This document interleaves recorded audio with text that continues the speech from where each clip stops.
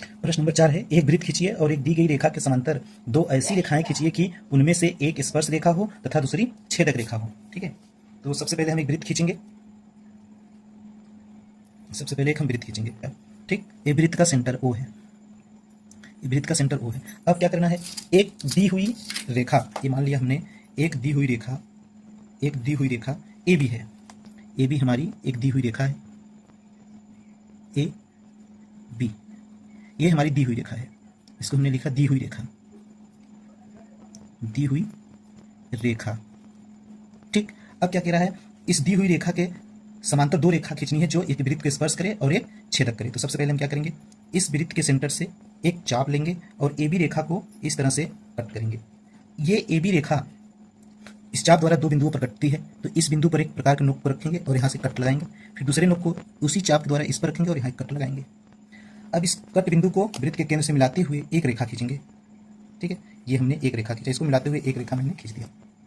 ये रेखा A B को बिंदु यम पर काटती है और यम पर एक कोण बनता है 90 डिग्री का।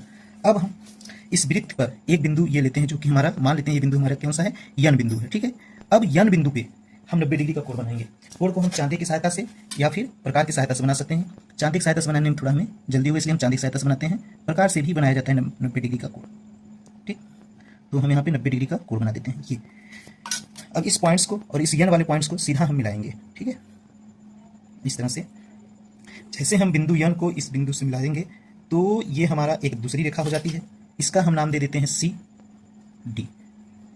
और ये जो सी डी रेखा है ये भी क्या होगी, यहाँ से त्रिज्या है, ओ एन हमारी त्रिज्या है, तो स्पर्श रेखा त्रिज्या के साथ लंब होती है, हमने परिमेय में पढ़ा है, तो यहाँ पर लंब हो गया।